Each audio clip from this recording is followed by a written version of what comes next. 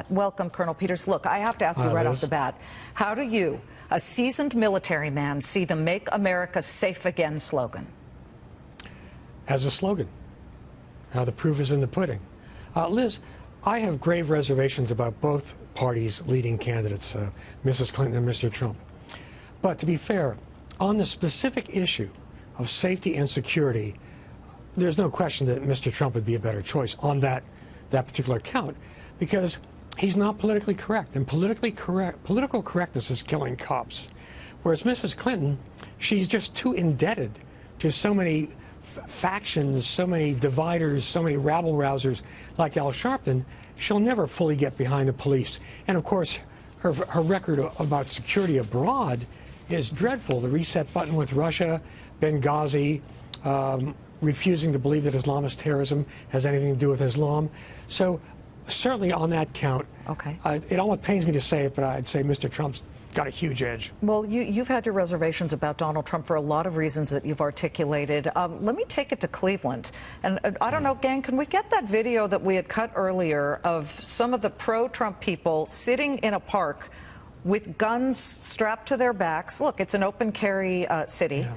Oddly. I say oddly only because you've got an area now that really needs to be kept safe. Does any of that, how does that sit with you, that we could have anti-Trump protesters marching in crowds toward pro-Trump people who have guns strapped to their waistbands, and then you wonder if somebody says something that upsets somebody else, and then suddenly it's not Make America Safe Again? Yeah, well, and what you really have to worry about are the agents provocateurs, the people who are there specifically to foment trouble, specifically to get people to incite violence one against the other. Okay, but Colonel Peters, look, this is what we're showing on the screen. These are not police officers. They're pro-Trump people. You know, well, I mean, are you okay with this, or? No, I'm not okay with it. Look, I believe in the Second Amendment, but I also believe in common sense. And Governor Kasich, it would have been great if he had had the power to suspend open carry in Cleveland during a convention, but legally he could not do so. Governors can't declare some type of emergency moment where you can just hold off on that or disallow it? Well, Governor Kasich did not believe that he could. Look, there is so much madness right now that we need to remember that, hey, we're all Americans. Common sense needs to prevail. Okay. And I'll tell you, Liz, I know a lot of people want me to come out and say, go Trump, but I believe in integrity. I believe in the Constitution. I believe in honor. And all these things make this a dreadful year for people like me. I understand that, and nobody, listen, not on this show. Nobody's going to force you to say anything you don't believe. But let me jump. Liz, I get it. I get the emotion you feel. You're feistier than a bag of rattlesnakes. I got that.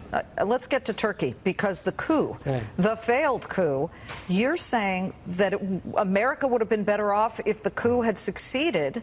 Why? There's no question about it.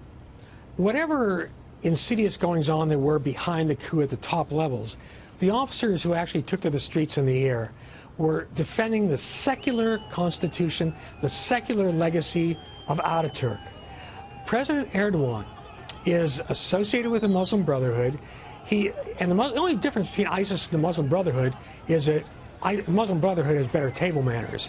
Erdogan has been pushing an agenda of Islamizing Turkey, a key strategic state, as you pointed out, a NATO member, aspirant to the European Union, but it's not going to get in now. And because the coup failed, because it was too little too late, you already see Erdogan pushing this Islamist agenda. Almost 8,000 people have been arrested. Judges, bureaucrats, not just military people. He's using this as an excuse to purge the government of Turkey. He wants to bring back the death penalty, which was abolished in 2004 in Turkey. Yeah, he certainly wants to bring that back. But people forget, we hear all about the ISIS caliphate. But the last real, generally recognized caliphate was under the Ottomans. It ended in the 1920s. Mustafa Kemal Ataturk put an end to it. And President Erdogan, this Islamist, dreams of a new Ottoman Empire and a new caliphate back in Istanbul or is somewhere in Turkey. I mean, we have no idea how far this man wants to go. He's a megalomaniac, and Liz, I will tell you, the people that really have to worry, we're going to have big problems because of this, but Turkish liberals, intellectuals, Well, business people seem to like Erdogan, but we've got to cut it there, Ralph. I would love to bring you back because there's a lot to be said.